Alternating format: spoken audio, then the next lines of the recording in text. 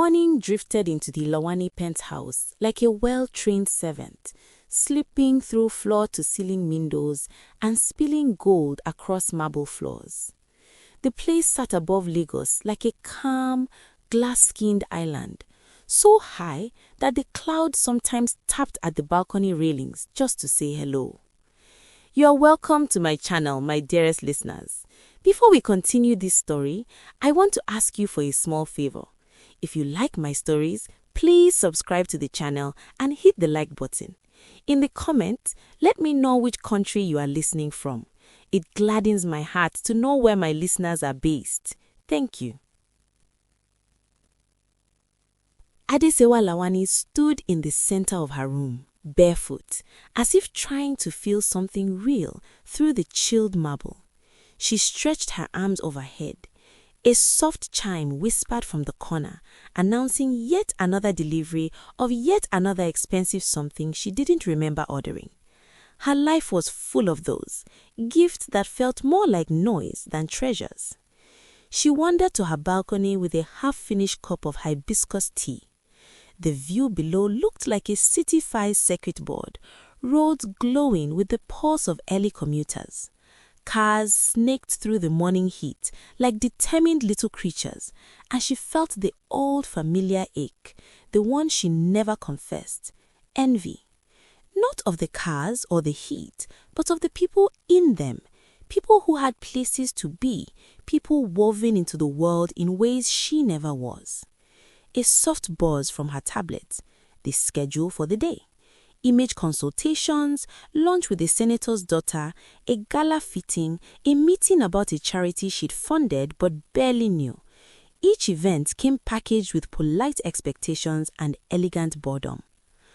Another glamorous day, she murmured, voice carrying only to the restless breeze.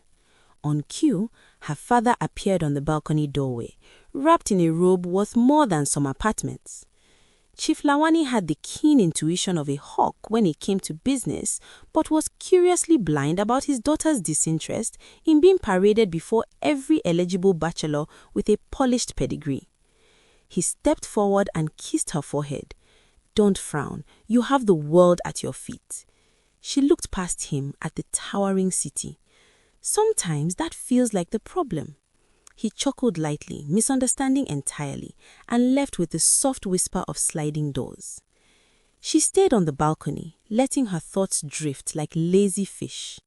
Her life was a shimmering pond, beautiful and still, but she longed for currents, something that tugged, something that tasted like grit and laughter and effort.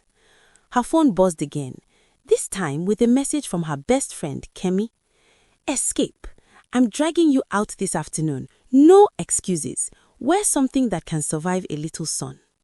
Adesewa allowed herself a grin. Kemi was chaos, wrapped in bright scarves, the only person who treated her like a human and not a headline. She texted back, "Fine, but if this involves any form of goats, muddy paths, or unannounced climbing, I'm going home." Kemi responded instantly, "No goats, maybe mud. Definitely fun." Adesewa exhaled a small laugh. She turned back inside, gliding across the silent luxury. Her staff waited discreetly. Her closet sparkled with designer everything. Her life was curated down to the fragrance in the hallways. Yet, none of it could cover the emptiness sitting in her ribcage like a polite, persistent guest. She paused in front of the mirror. Her reflection stared back. Hair cascading in disciplined waves, skin glowing with quiet indulgence, eyes lined the way magazines insisted. She looked every inch the beautiful billionaire's daughter, sculpted by privilege and expectation. But something inside her felt unfinished. The workshop sat at the edge of Surulere, tucked between a tailor's shop that played high life too loudly and a provision store where the owner always argued with his radio. It was the kind of place most people hurried past unless their car forced them to stop. Metal clinks, rumbling engines, and the earthy perfume of motor oil hung around it like loyal companions. Inside, Tade Adeyemi crouched beneath the hood of a battered Corolla, sleeves rolled up, a smudge of dark grease traveling like a wandering comet across his cheek. To anyone watching, he looked like any other hard-working mechanic. Nothing about him hinted at marble floors, private tutors, or a trust fund that could fund a small island. That was the point. He tightened the bolt, testing it with a kind of focus that made customers think he could hear the engine's secrets. His true name whispered through certain elite circles, but here he went by simply Tade. No last name, no title, no shadow of wealth. Just work, sweat, and silence. A small transistor radio crackled near him, muttering news headlines in a half-asleep voice. Around him, apprentices moved like curious satellites, trying to imitate his skill without appearing too eager. "Boss, you go check the Camry next?" one of them asked. Tade nodded without looking up. "Finish draining the oil first, don't rush it." The apprentice scrambled away and Tade finally straightened, stretching his back. The air felt thick with afternoon heat. He wiped his hands on an old rag and let out a slow breath. This disguise began as a quiet rebellion. Too many women had smiled at him with polished sweetness, eyes measuring the weight of his name instead of the shape of his thoughts. He wanted something real, someone who saw him without price tags. But he hadn't planned for how grounding this life would feel. Here, he was needed, not admired, valued for skill, not status. He went home tired, sometimes sore, but strangely content. Still, loneliness trailed him like a silent stray dog. He knew what he was searching for. He just didn't know where it hid. A sudden roar of an engine outside snapped him from his thoughts. Not a roar actually, more like a frantic cough.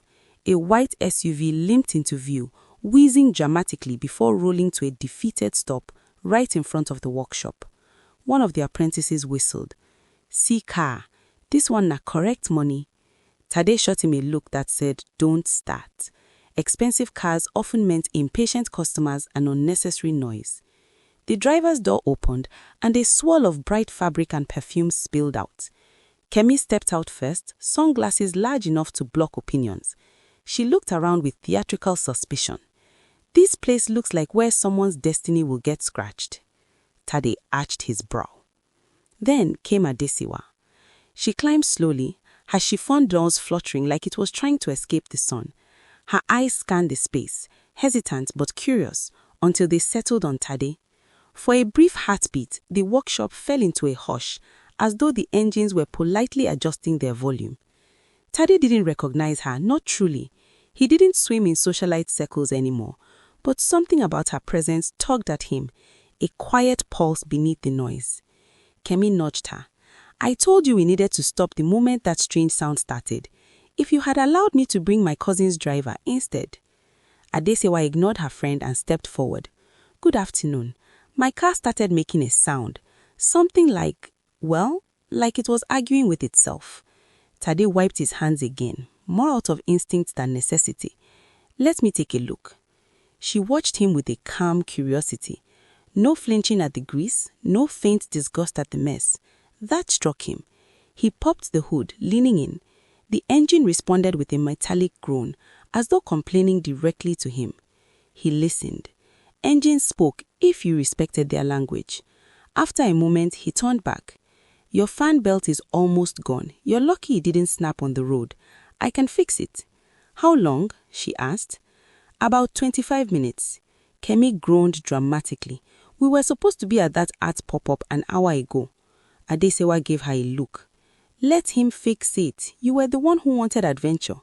Kemi folded her arms. "I wanted controlled adventure, soft adventure. This is gritty." Tade almost smiled. Almost. As he walked, Adesiwa wandered around the workshop, watching with an earnest curiosity that felt rare. Most bougie customers stayed inside their cars, air conditioners blasting, while they waited for the world to repair itself. But she watched the process. She asked quiet questions. She even crouched beside him once, ignoring the apprentices whispering excitedly behind a stack of tires. "Doesn't it get overwhelming?" she asked. "What?" he replied without looking up. "Being needed all the time, all these people depending on you to make things run." He paused. It wasn't the question of someone spoiled. It was the question of someone drowning in expectations of her own. It's grounding, he said slowly. Engines don't pretend. They tell you the truth, even when it's ugly. She considered that, her gaze drifting across the workshop. I think I'd like that. Truth without dressing. They exchanged a glance then. Not long, not charged, just a small recognition, the kind that glows faintly before transforming into something bigger. And just like that, something in the air shifted. Not dramatically, nothing obvious, more like the quiet hum before electricity awakens. Tade finished the repair, closed the hood and stepped back. You're good to go. Adesewa smiled, not politely, not performatively, a real one. Thank you. He nodded, unsure why he felt the sudden urge to watch her leave. Kemi honked impatiently. Madame, before sun roasts us. Adesewa stepped into the car, but paused. I'll probably need to bring the car for a full check soon. Tade caught the hint hidden beneath her words. Anytime. The SUV rolled away, leaving the workshop in its usual orchestra of noise. But Tade felt something new humming beneath his ribs, an unfamiliar pulse tapping against his thoughts. The next morning stretched itself awake across Lagos, smearing warm light over rooftops and coaxing the city into motion. At the workshop, the day began with its usual chorus of rattling tools, grumbling engines, and apprentices complaining about everything from heat to heartbreak. Tade arrived earlier than usual, a small habit that had bloomed out of nowhere. He told himself it had nothing to do with a certain woman who might or might not show up for that full check. He preferred not to interrogate the tiny flicker inside him. Flickers could become flames, and flames demanded honesty he wasn't ready to unpack. He set his tools in order, humming softly.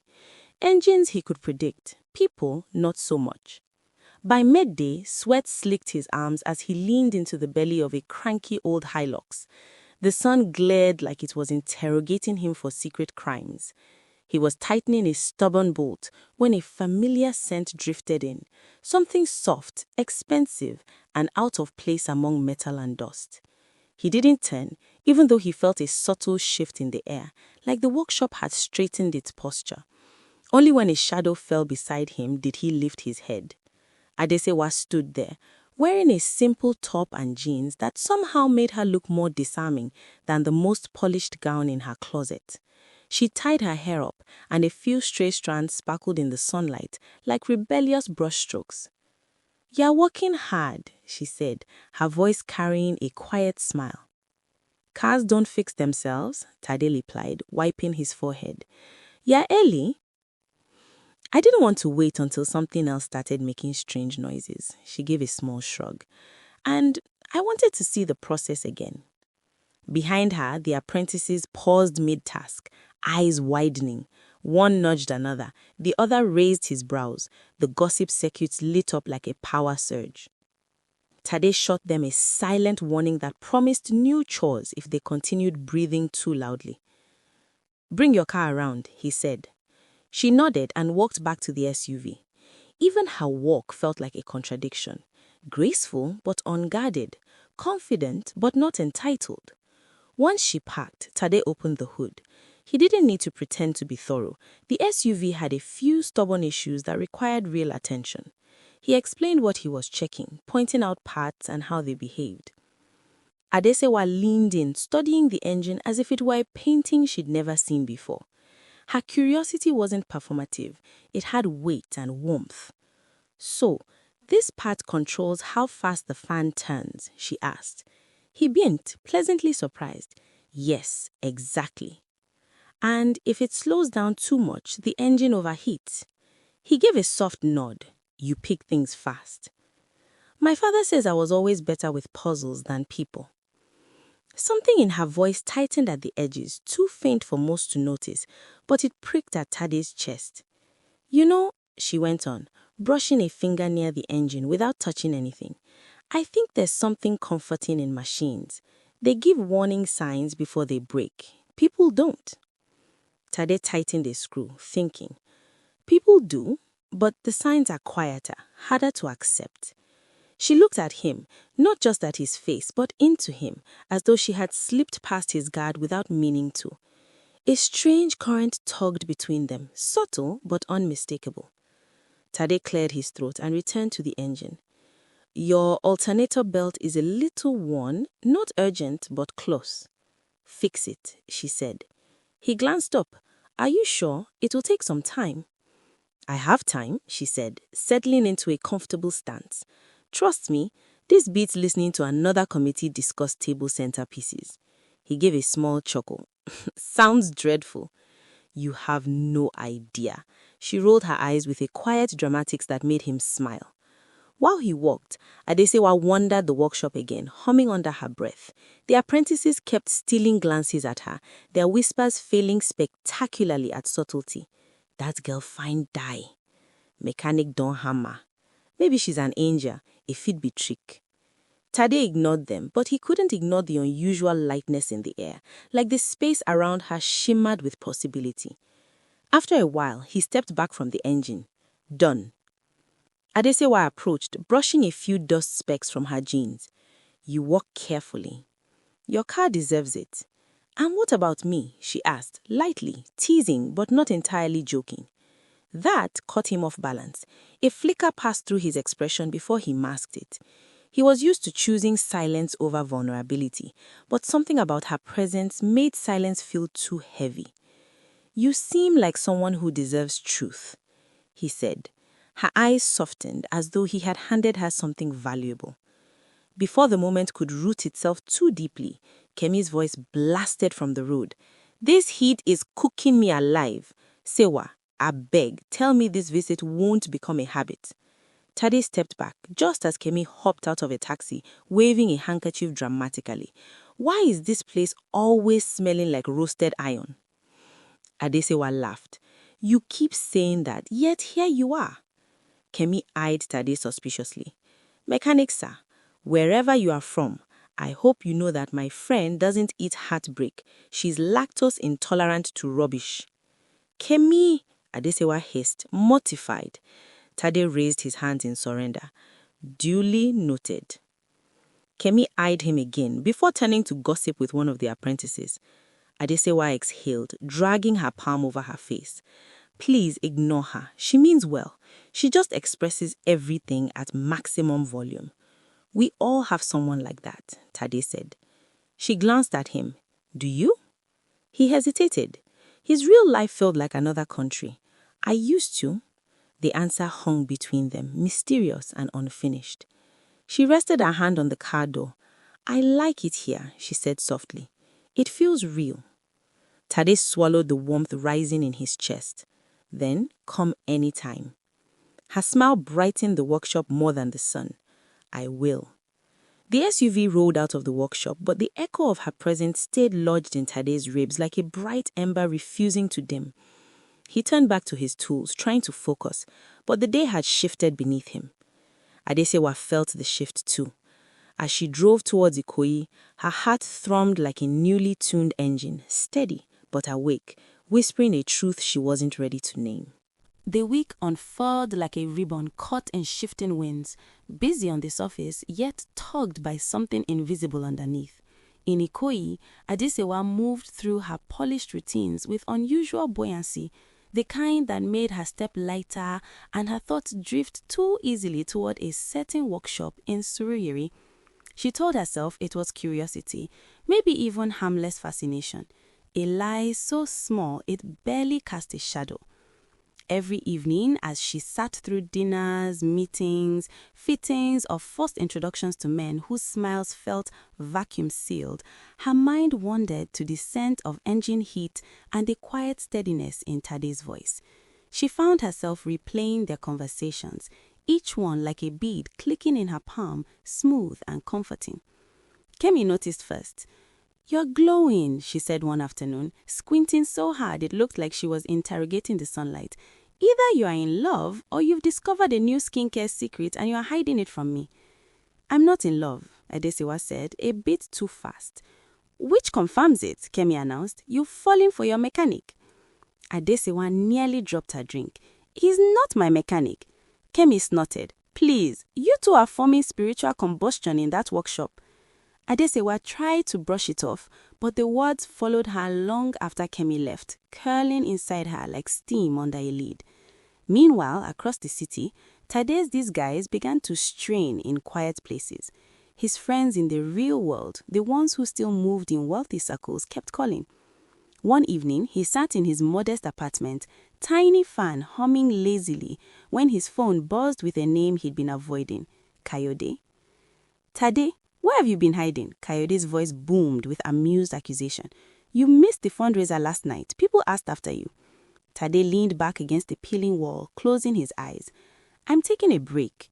A break from being rich? Kayode laughed. My brother, the world is upside down. Anyway, rumor has it your father returns next month. You know he doesn't like surprises. Tade's stomach tightened. His father, the man who believed every action should be strategic, every decision calculated. The man who would consider Tade's little experiment a childish rebellion. I'll handle it, Tade muttered. Kayode's tone shifted. Handle what? What are you doing, really? And there it was, the question everyone would eventually ask. Tade stared at the ceiling, feeling the fracture widening between the life he came from and the one he'd chosen to inhabit. Before he could answer, Kayode continued, voice gentler. You are searching for something. Fine. But remember, lies have short legs. They can't walk far. That truth sat heavily in Tade's lap long after the call ended. The next day brought the first ripple in the calm. It happened quietly, as most important cracks do. Adesewa arrived at the workshop again, her SUV humming obediently. The apprentices had started scrambling to appear industrious whenever she appeared, though their eyes danced like gossiping lanterns. Tade was bent over a workbench when she approached. He straightened, surprised but unable to hide the brief brightness in his expression. You are back, he said. You sound shocked. I'm not, and that was unexpectedly true. She smiled, but something about it wavered at the edges. He noticed. Everything okay? She hesitated, brushing a thumb over her phone. I overheard something, a rumor. Tade's muscles tensed as if preparing to absorb a blow. Someone at a friend's party, they were talking about a young billionaire's son disappearing from social events. No appearances, no interviews, just vanished. They said it's causing talks in certain circles. She looked up at him, her gaze searching the way a hand tests a door that might be locked. Strange coincidence, she said softly, right? Tade kept his expression still, too still.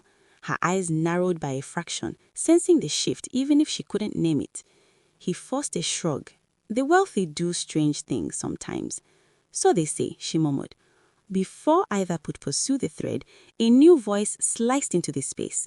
Ah, so this is the famous mechanic. Both turned as a tall, impeccably dressed man sauntered into the workshop like he owned oxygen.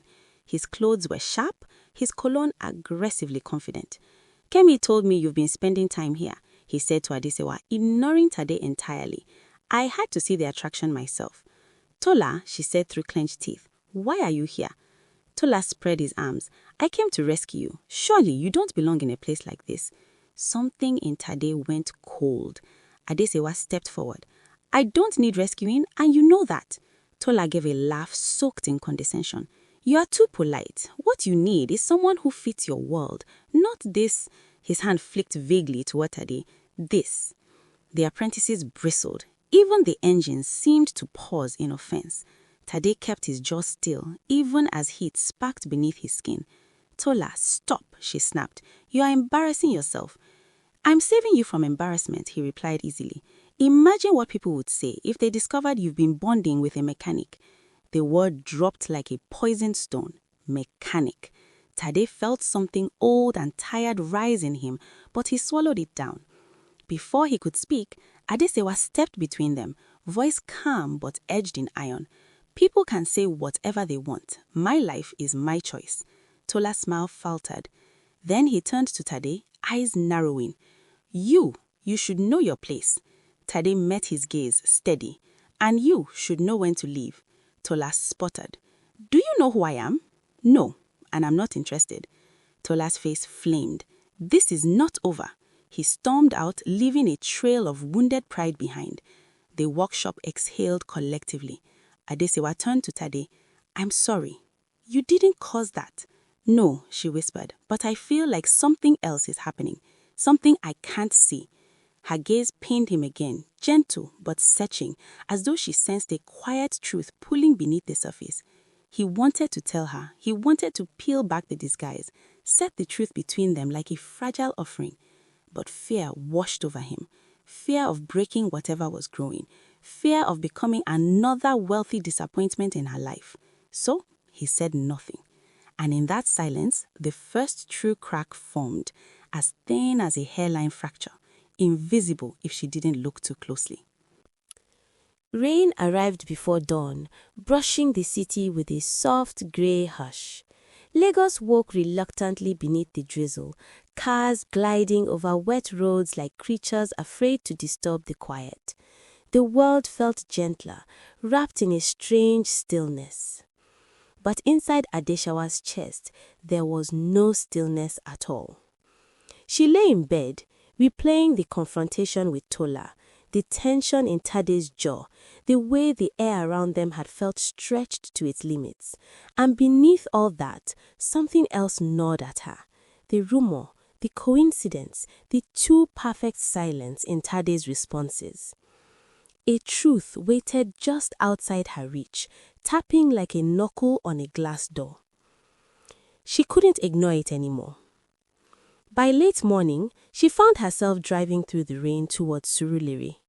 Drops shimmered on her windshield, distorting the world outside into watercolor blurs.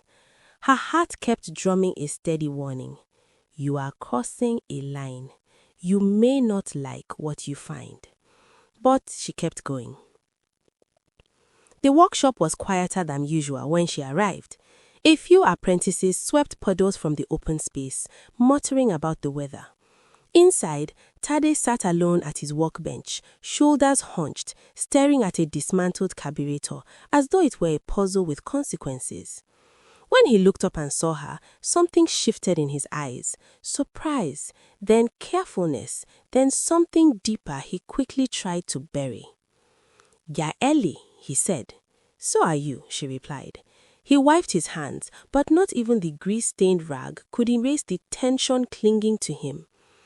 A beat passed. "I need to ask you something," she said. He froze. Her voice stayed soft, but its edges were steady.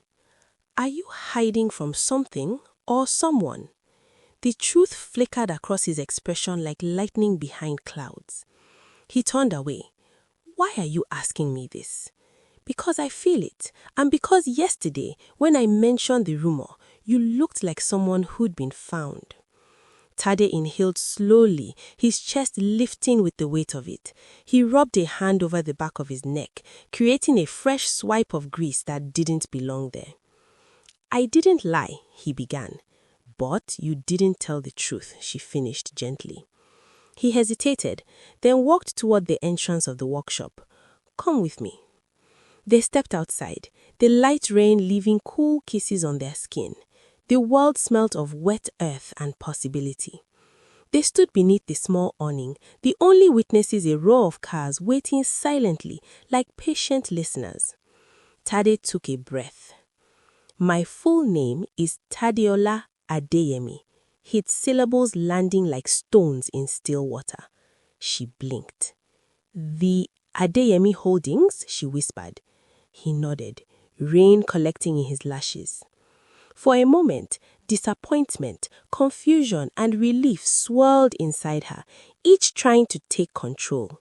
She felt the truth settle in her bones like a cold drop of water running down her spine. She finally asked, "Why?" His gaze dropped to his hands, still streaked with engine grime. "Because every time I met someone, they saw the name before they saw me. They smiled at the inheritance, not the man, and his voice thinned. "I started to believe maybe love was impossible for people like us." Adeshawa looked at him, really looked at him. The rain softened every hard shape around them, making him appear more vulnerable than she'd ever seen. "So you hid," she said softly. Yes, his voice cracked. I wanted to know what life felt like without expectations, without people adjusting their behavior the moment they recognized me. I wanted something real, something honest. She let those words sink into the space between them. But you didn't tell me, she whispered. No, he said, pain weaving through his voice, because the more I got to know you, the more I was afraid. Afraid that if I told you, you'd think everything between us was fake, that you'd walk away. The rain deepened, a shimmering curtain around them. I would have understood, she said, if you'd told me sooner. I'm telling you now, he said quietly. No pretenses, no disguise, no name, just me. Silence curled between them, heavy but alive. She took a step closer, close enough to hear the soft catch of his breath. I wasn't attracted to you because of who you are pretending to be. I was attracted to the way you listen, the way you walk, the calm in your voice. None of that was a lie. He looked up, hope flickering like a candle trying to stay alight. But, she continued gently, trust matters, and you broke ours a little. His face fell, but he didn't look away. Tell me how to fix it. She lifted a hand, rested it lightly on his cheek. The contrast of her clean fingers against the grease on his skin felt symbolic, two worlds touching without fear. You start by telling me everything, your truth in full daylight, and I'll tell mine. His eyes softened. I want that more than anything. She smiled, small but real, a fragile dawn rising in the rain. Then we'll start there, she said. A slow exhale escaped him, as if he had been holding his breath for weeks. He reached for her hand, tentative but sincere. She didn't pull away. Their fingers intertwined, steady as an engine freshly tuned. Behind them, the workshop buzzed back to life, unaware of the quiet revolution unfolding just outside. In that rain-soaked moment, two fractured truths began stitching themselves together, not perfectly, not instantly, but honestly. And sometimes, honesty is the first real spark.